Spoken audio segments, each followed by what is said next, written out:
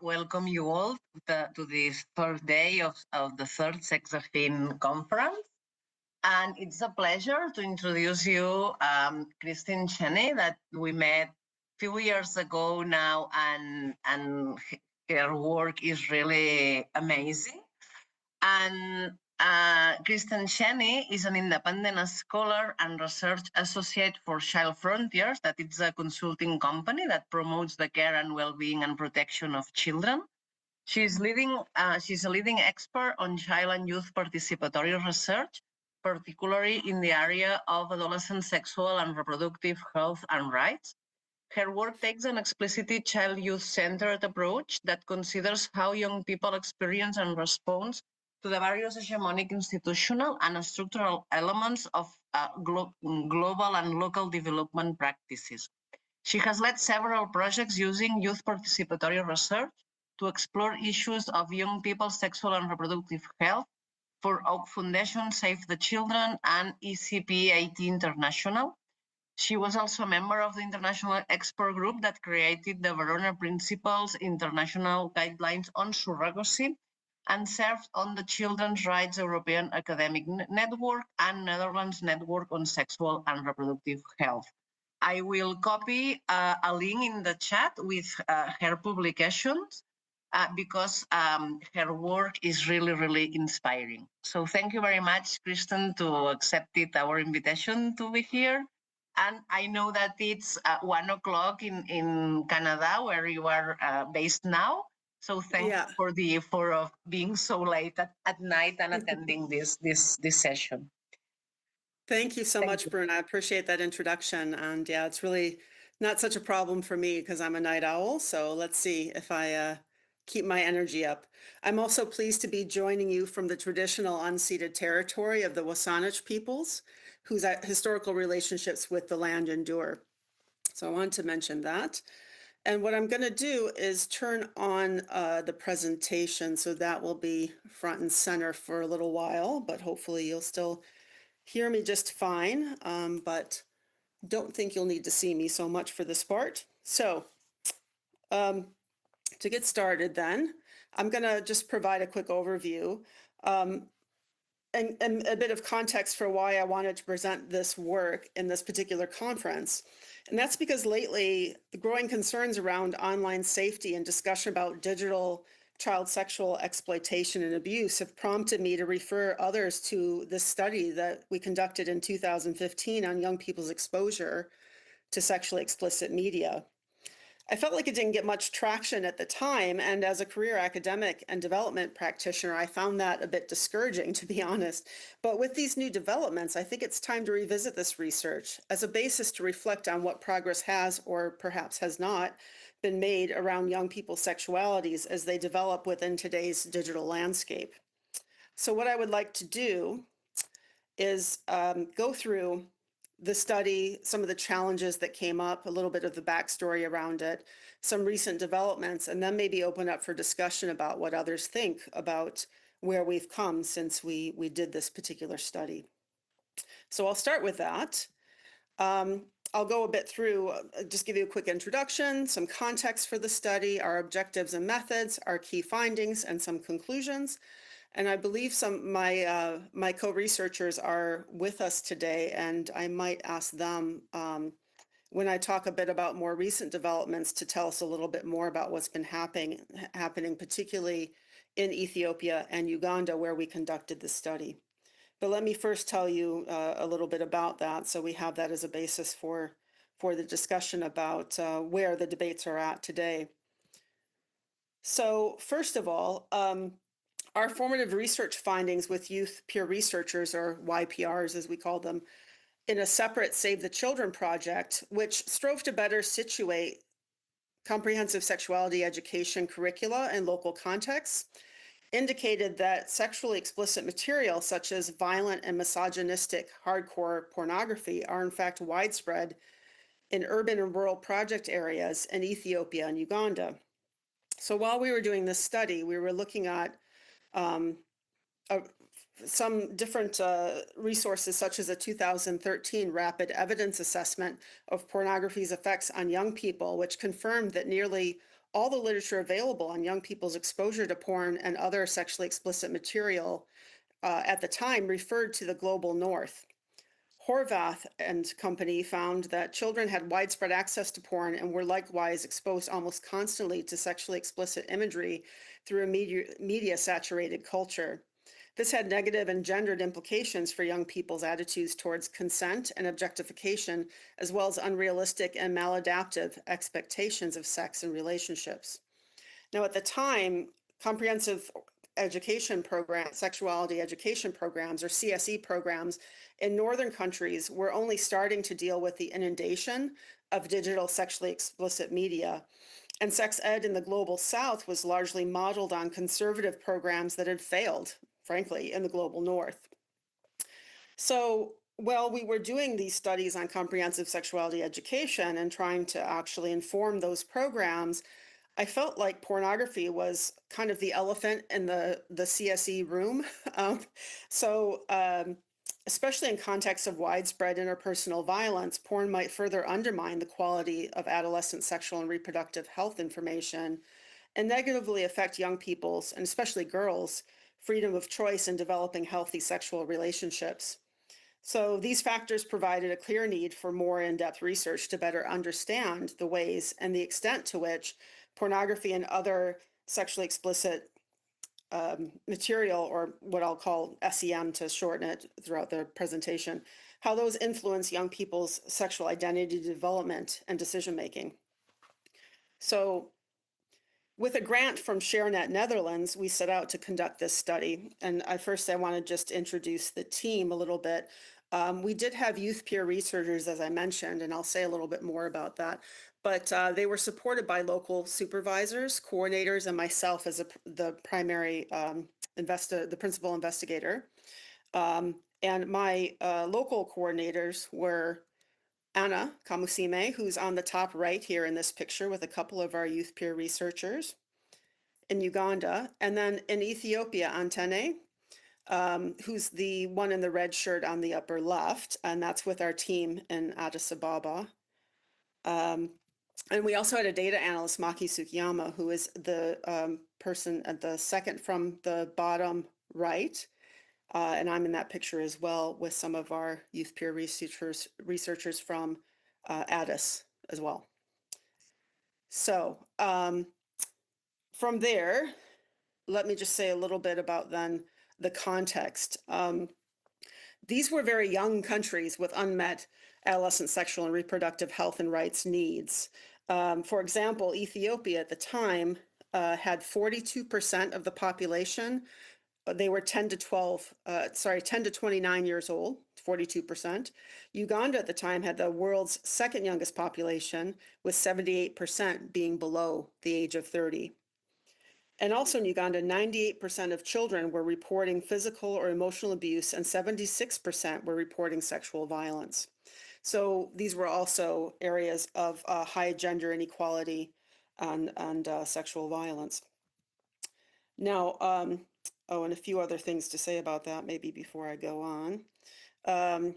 We also saw that there was very limited sex ed, and I'll say a bit more about this as we get into the findings as well, but it's very abstinence focused where it is available. And yet at the same time, there's a lot of information and communication technology that was really outpacing the access to comprehensive sexuality education.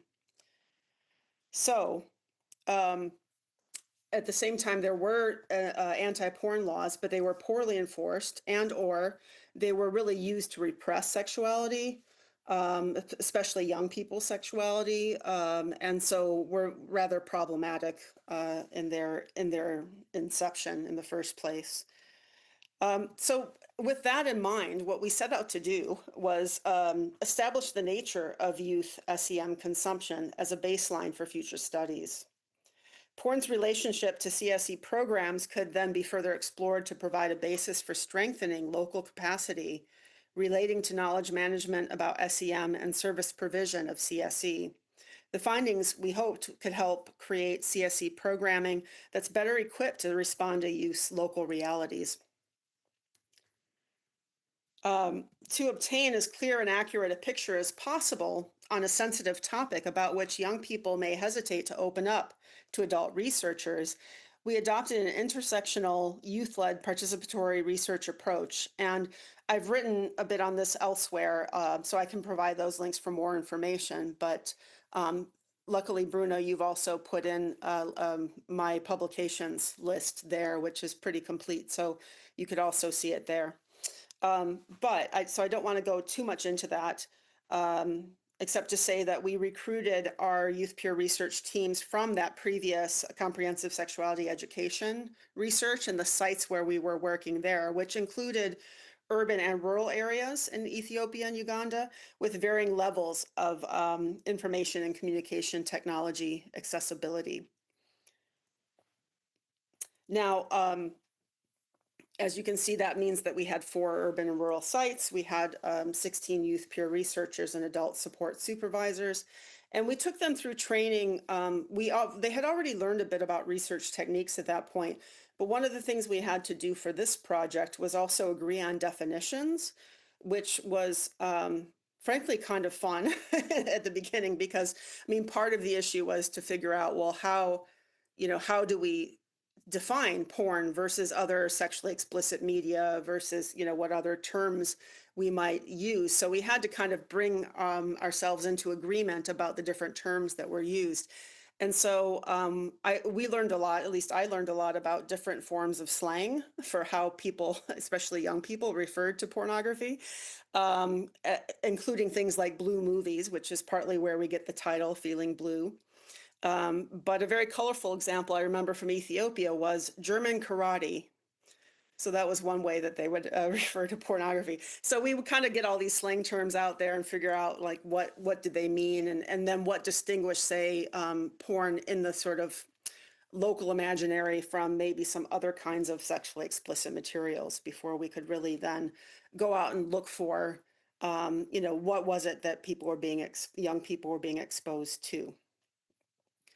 So for our design, we did a survey, and again, it wasn't representative, but hopefully indicative, because we tried to cover a variety of and speak to a variety of people. But we did focus group discussions, 24 in total, and we did interviews of 48 in total, and that was 24 boys and 24 girls.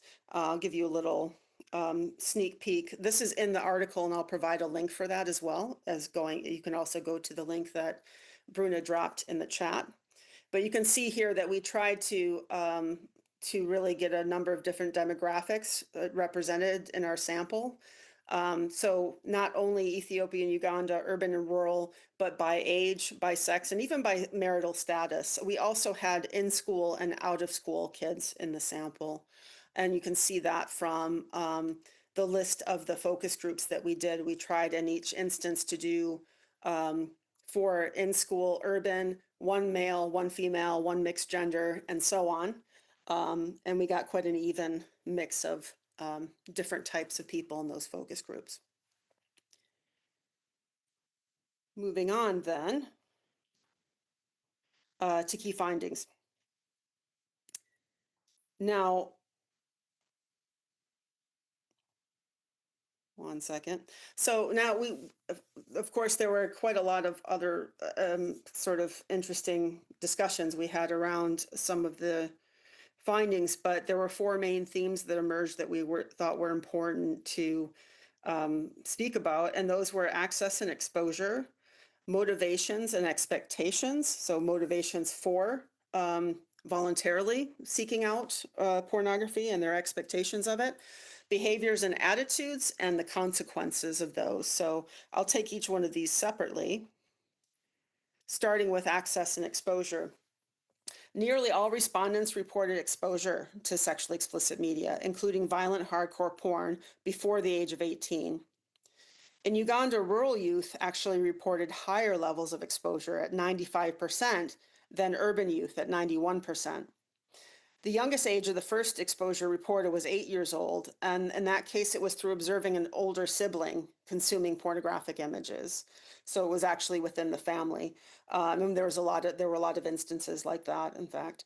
And 50% of young people in Uganda reported being exposed to porn by the age of 12, which was very much in keeping, by the way, with some of this research that talked about children's exposure to pornography in the global north. And it was trending downwards at the time, which is what we also noted in Ethiopia, where the younger the respondent, the younger their age of first exposure, and that was for boys and for girls. More males, 95%, than females, which was 90%, reported having come into contact with sexually explicit media.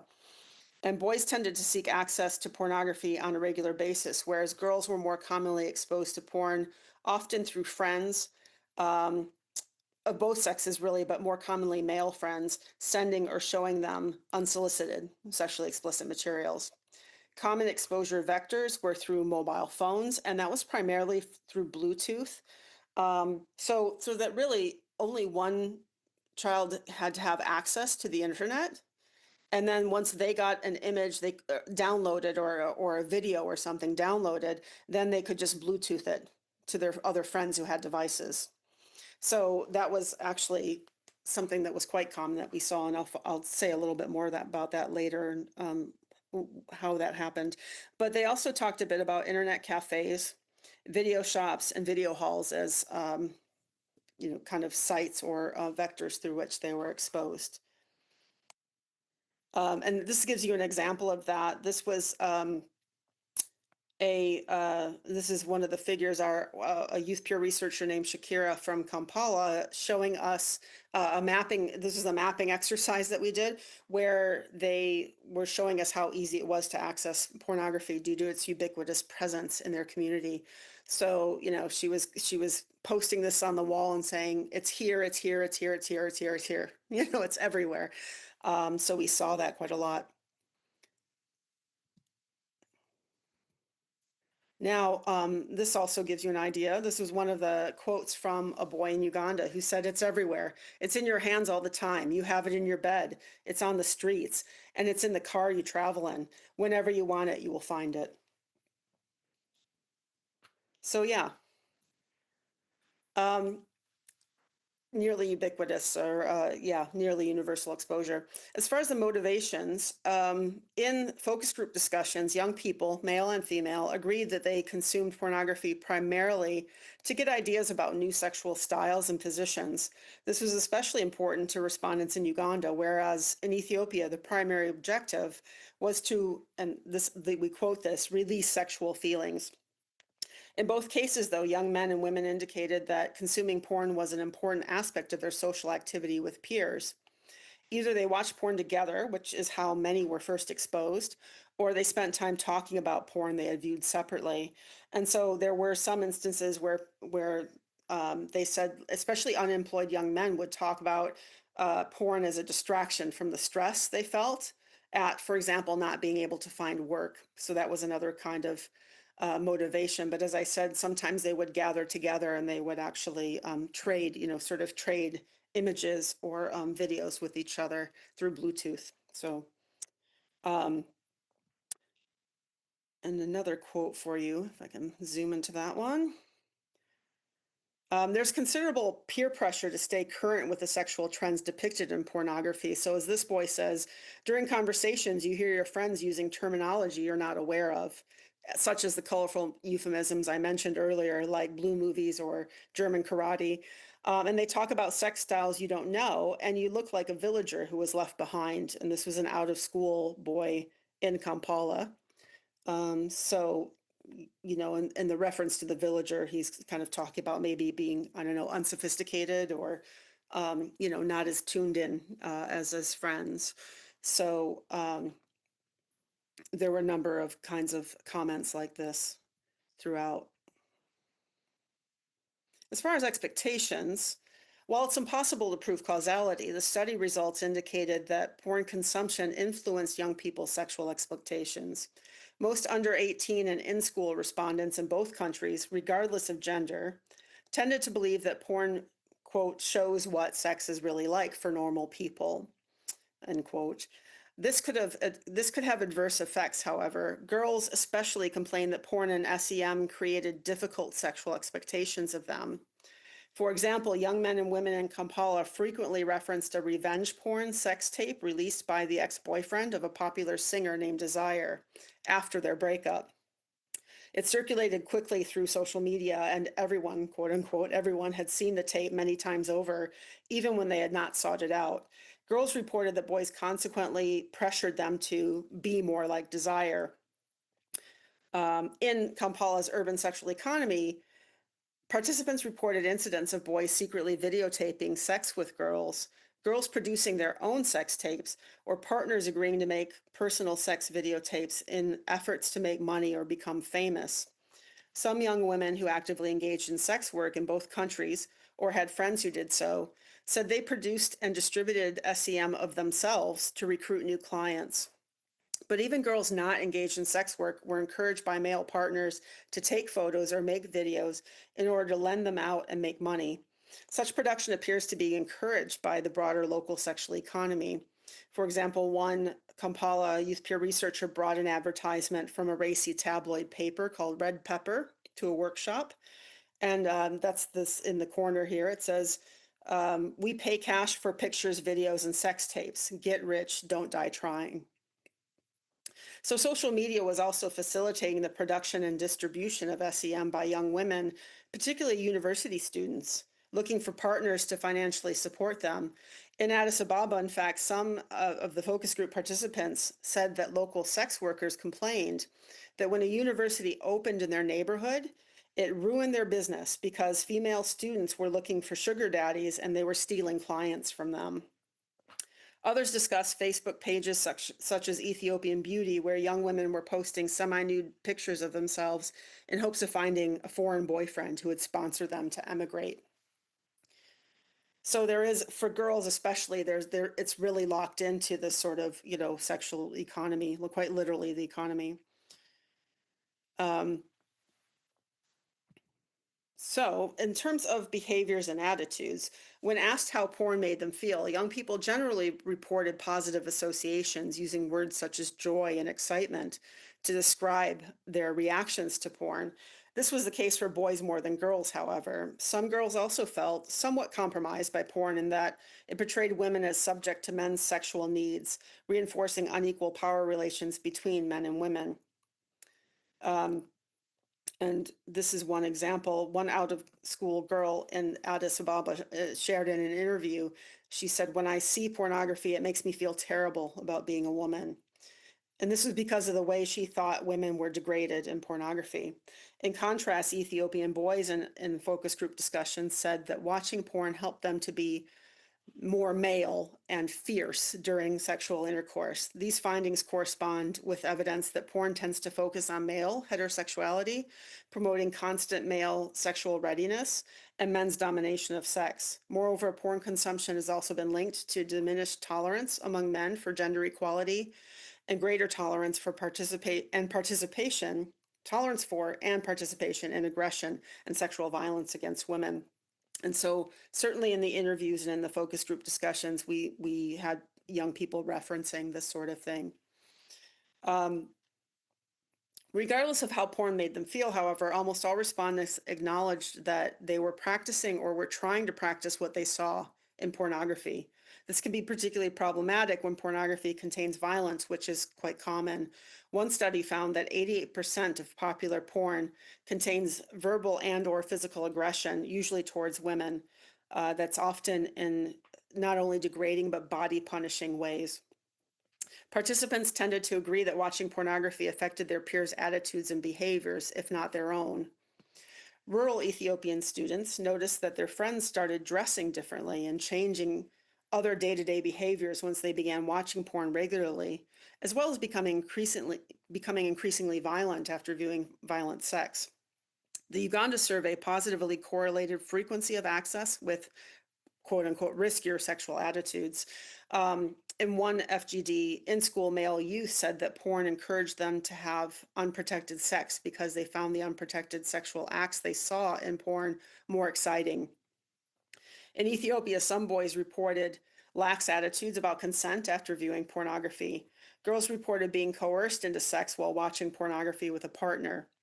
Most important for our objectives was that young people in both countries roundly considered porn to be a greater influence on their sexual attitudes and identity development than either sex ed or local culture.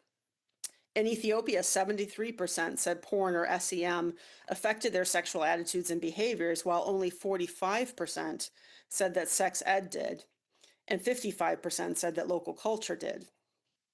In Uganda, 84% said that porn and SEM affected their sexual attitudes and behaviors versus 50% for sex ed and 56% for local culture. They expressed much more satisfaction with porn as an instructional instrument than with sex education, though this must be placed in the context of low rates of sex education coverage. Only 14% in Ethiopia reported receiving sex ed, while 56% of Ugandan respondents did. So in Uganda, rural and urban youth of both sexes generally lamented that there are no longer traditional, organized, reliable sex ed practices. In Agago, for example, Agago was our rural site in Uganda, boys used to participate in fireside discussions with their fathers while mothers would counsel the girls. In Kampala, kojas, or maternal uncles, would provide sex ed for boys, whereas sengas, or paternal aunts, would provide girls with advice on sex according to cultural expectations. These traditions had been weakened in Agago by war and insecurity over the last 30 years, and in Kampala by the gradual commercialization of senga and koja roles. There's some very interesting literature on that. What remains takes the form of what one Agago girl termed sexual warnings or abstinence messages. Porn has filled the information gap about how sex is performed, and unlike advice from adults, it's readily available. It can be watched in hiding at one's convenience. However, surveys revealed that especially in-school children under 18 tended not to necessarily take porn as instructional or as a substitute for sex ed.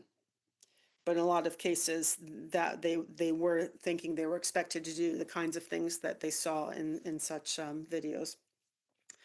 Despite, so in terms of consequences, despite their positive associations with pornography, young people listed many deleterious consequences. And that they often had to do with the patterns they themselves identified of their own porn use, including the stress of peer pressure and detachment from family and community. Several boys even self-identified as porn addicts. They used the word addicts, stating that they could only sleep before they couldn't sleep before they'd seen porn. Girls also reported disproportionately suffering negative effects from pornography, such as rape and shame from the distribution of images of them by their sexual partners, including revenge porn, which affects their future relationships. Young people reported that their grades would start to suffer when they watched porn habitually. They could also suffer economically, as in Uganda at least, young people often had to pay to watch porn. Some ended up gambling or stealing from their parents in order to find the small sums of money needed to access it. However, they also acknowledged economic consequences beyond the purchase of porn itself. As one out-of-school boy in Kampala noted, after watching it, you have to go buy a kilo. A kilo is a euphemism for sex with a prostitute. As noted earlier, girls' production of sexually explicit material is linked to the broader sexual economy, in which it is one of the easier ways to earn money or find economic support, but they usually end up paying the social consequences of shame and stigma afterwards. In some, the study found that SEM is a part of a broader landscape of sexual violence and the sexual economy through which young people move in Ethiopia and Uganda. They seem to approach this with profound ambivalence. While SEM is omnipresent and young people feel largely positive about it, or they report feeling largely positive about it, study participants also suspected that it was probably a bad long-term influence on their sexual identity development and that it was out of sync with local cultural norms and values. And in fact, as one rural Ethiopian schoolboy quite strongly put it, pornography is totally unacceptable and against religious, social, and cultural values of the country, and another way of the whites' colonization strategy on African people. Respondents also sent a clear message to those who design CSE programs. CSE programs are in direct competition with porn for young people's hearts and minds.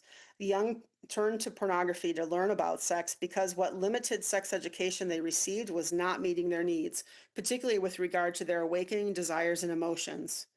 Much of the sex ed they had experienced was abstinence only. While many young people said they could respect that message on some level, and I should point out that Ethiopia and Uganda are very religious countries. So sometimes that message did resonate with kids who identified with a particular religion. But they complained that these messages, these programs didn't tell them how to manage their sexual urges in order to actually comply with this abstinence imperative. So they said, we'd love to remain abstinent, but how do we do it? Especially also in a situation where it might be forced upon them. Pornography, on the other hand, allows for the release of emotion, positive or negative, and is thus more popular than sex ed amongst youth. They also felt that sex ed programs were driven by adults' concerns about youth sexuality rather than their own concerns and needs. Consuming pornography was therefore seen as a way for young people to take charge of their own sexual knowledge, even though many realized it might not be the best source of information on sexual health. So that's a little bit about the findings. Let me pause while I take some water.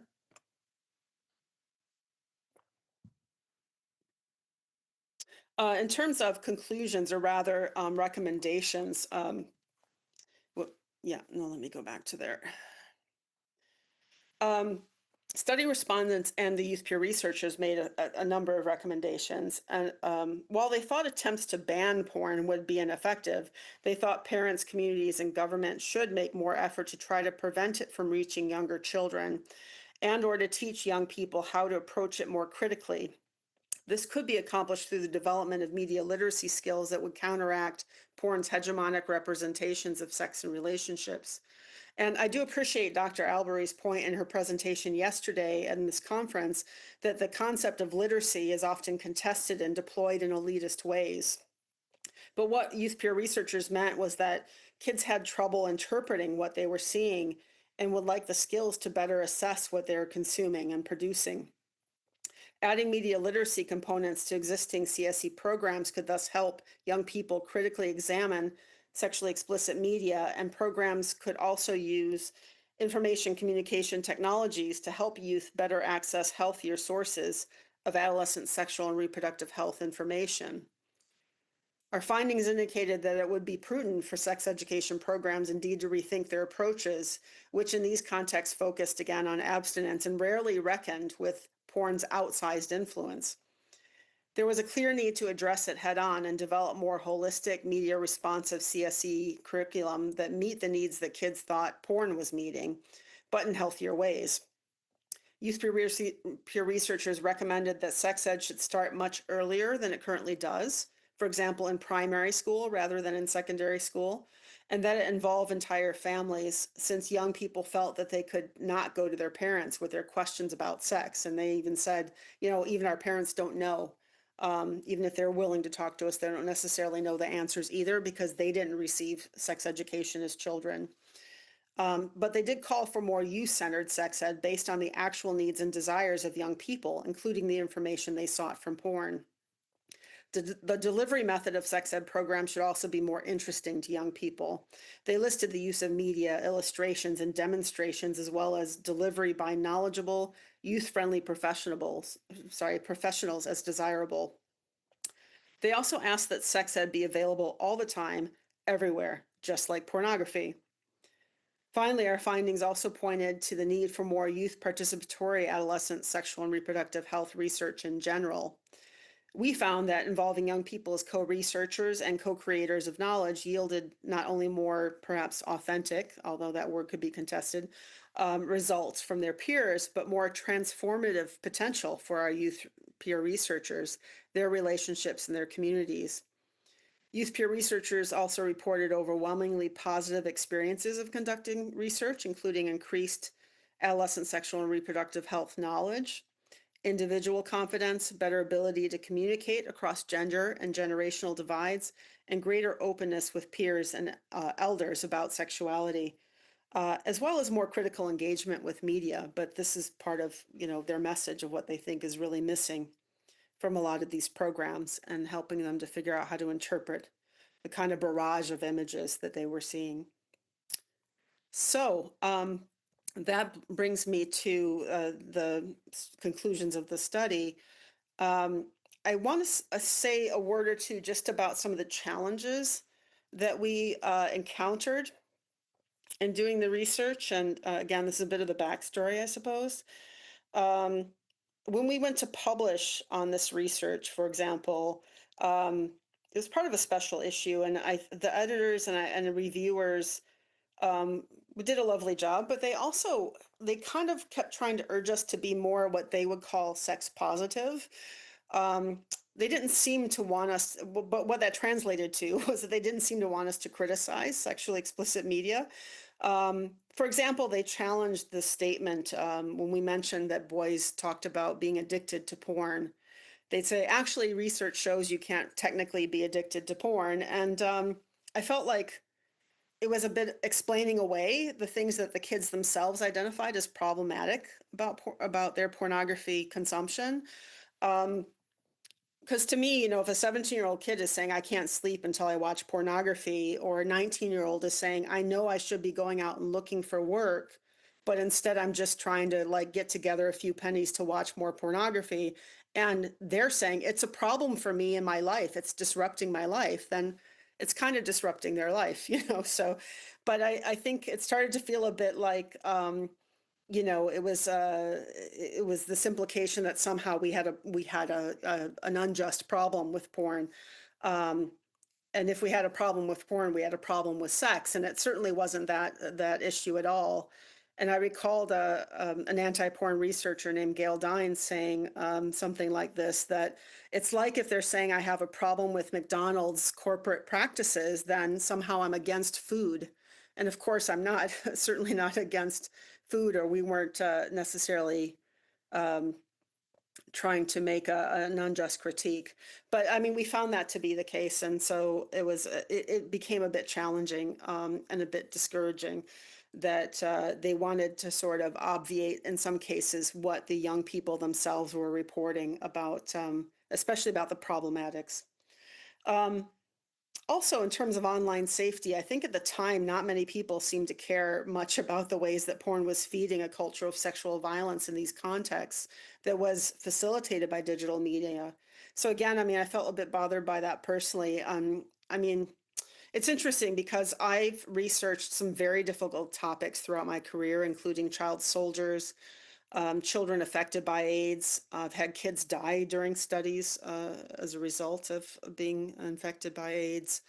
But for some reason, like this topic, and more specifically the apathy that I feel like we felt towards it when we were trying to identify some of the problematics here, was unsettling enough to me that it discouraged me a bit from delving much more deeper into these issues. So admittedly, I've kind of opted out for a while after this study. But more recently, I mean, part of the reason I wanted to bring this up was because there have been some new developments that I think, made it worth revisiting this piece. And it started coming up in conversations I was having, where it seems that many scholars and practitioners are starting to engage with issues we wanted people to engage with at the time, but they're still sort of sidestepping the role of porn in young people's digital and sexual lives. Arguably, maybe that's part of what we can discuss. But part of what I'm wondering right now is, is porn still the elephant in the room? And maybe that's what we can talk about. But before we do, I just want to say a little bit about some of those recent developments that give me hope and really cause me to turn my attention back to this issue. For one thing, I think we're seeing more critical scholarship, especially in the last 5 years, though what I've seen anyway is still mostly focused on the global north, and maybe people can point me towards other resources that are not. But I would say still that's what it looks like from the view from here. At the same time, I've been working a lot in international child protection, and particularly in areas like child sexual exploitation and abuse. And lately, there have been much more conversations about online or digital safety. and campaigns around issues of digital harm. However, they still tend to treat young people primarily as victims rather than as agents. And when they do raise them as agents, it's problematic. So to give one example, there was this recent Safe Futures Hub report, which deals with the difficult issue of harmful sexual behaviors in children. But children's agency, of course, is framed as problematic there rather than as a resource. So, there's a lot of talk about kids being groomed, for example, online for sexual abuse and so on. And so, yeah, I think we still need to grapple with those issues of agency. And where does agency, how does agency, when it comes to children's sexuality and digital media, always become something that's problematized rather than something that we can draw on as a sort of strength or a positive use of agency. And of course, this issue of media literacy in sex ed, I think there seems to be more calls for attention to porn and really addressing these issues within sex ed programs. And also with just media literacy more broadly, especially with the advent of things like AI and so on, and deep fakes and all that sort of stuff. There is more effort, I think, to make kids critical of how they view different types of media. But those responses are still rather fragmented and protectionist, and they lack input from young people often. Again, it's sort of, it's coming from child protection. And so those people's their first impulse is to protect, which sometimes means they don't necessarily listen to what children, how young people and children interpret these issues. And of course, COVID didn't help in these issues because it not only disrupted sex education, but education more generally, as kids in developing countries were essentially pretty much out of school for 2 whole years. In Uganda and Ethiopia, for example. So while they were out of school, they still likely had access to pornography and to child sexual exploitation, and abuse was reportedly increasing dramatically in places like Ethiopia and Uganda throughout the COVID shutdowns of school. And maybe my colleagues can come back to that in a minute. But one more issue that I think has come to the fore even more is youth participation, and not only within adolescent sexual and reproductive health programs, but more broadly across academia and in practice settings. I think there is more and more engagement with youth participation, but there still continues to be resistance to meaningful participation, and I think plenty of debate about what meaningful participation actually means, right? I did produce 2 different products for ECPAT International, who deals with child sexual exploitation and abuse. These tools are for their child youth participation strategy, some of which explicitly addresses adult resistance, by the way, to child participation and their own protection from sexual exploitation and abuse. And that's the one on the left, the greater model.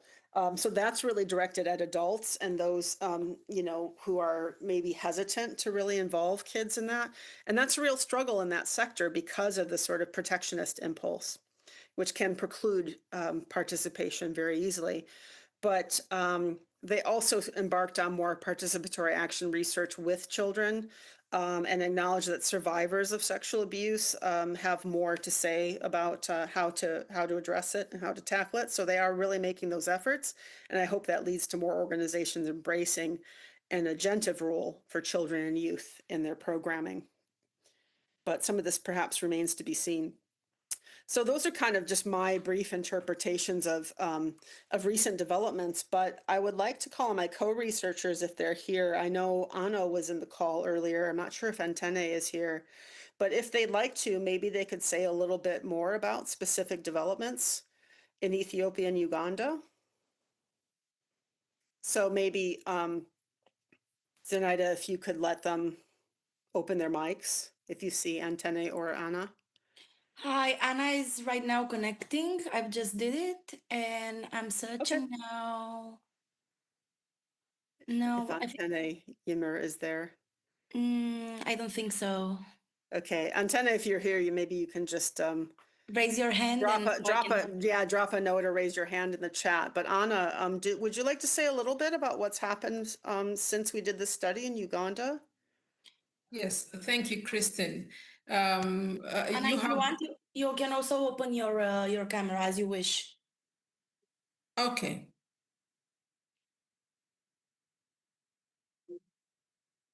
All right. Thank you so much, Kristen, for the presentation. You ably represented all the perspectives that came through the study, but also you have highlighted majorly the recent developments. I just want to re-echo some of the key developments you have talked about, especially for Uganda, which is due to COVID. And in Uganda, we had school lockdowns, which lasted for about 2 years. And so this heightened the exposure to sexual explicit media, because now there was because now there was more internet access for children, because schools moved from the physical classrooms, and more children started using smartphones for education. But of course, this also meant that they are also using smartphones for entertainment, for social interaction, and for access to other information. And this has also came up with more access to WhatsApp, to TikTok, to YouTube, and etc. And this has raised a lot of concerns. In fact, right now in Uganda, there is a moral panic around children's access to digital information. And as a result of the moral panic, and also all these questions of parents being unable to supervise children's access to social media, more and more civil society organizations, educators, they are pushing for digital literacy, something you have been discussing already here. So it is more and more being called for to have digital literacy and sex education programs to help young people be able to navigate online information safely. So more or less you have said, for Uganda, the government is now beginning to discuss how they can have more strict regulations of online content. But this is already beginning to bring questions of whether this digital literacy is censorship, or it is actually literacy, or it's actually education, or it is protectionist, like you have already indicated. Thank you so much, Kristen. Thank you. Thanks. Did we find Antene? I'm not sure he's there, because actually I think it's very early morning in his time zone. No, I don't think so. Okay.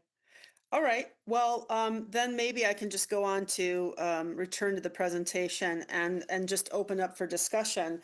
Perhaps we are moving in the right direction, addressing the elephant in the room on issues of young people's sexuality in the digital world. But are we striking a better balance between protection and participation? I'd still really like to see more critical attention to the ways child and youth participation and decisions affecting them can help us strike that balance. But yeah, I wonder what others think. Maybe we can open up for discussion on that. Unfortunately, I haven't been able to attend much of this conference as I might have liked, including yesterday's session. There was a session on CSE, health services, and pornography in the digital age. I look forward to watching that recording, but I wasn't there because of the time difference and the language differences. But maybe others can share some of their impressions, since we're on the last day of the conference so far, on how far they think we've come in terms of what we've seen and heard over the last few days on these kinds of issues. So I thank you very much for your attention, and I really would love to hear people's thoughts, and I'll turn it over to you guys. I will just say that the full article is available at this QR code. So if anyone wants to scan that, they will find the full article that I've talked about today. And if you have any questions for me, you could also email me. So yeah, thank you very much.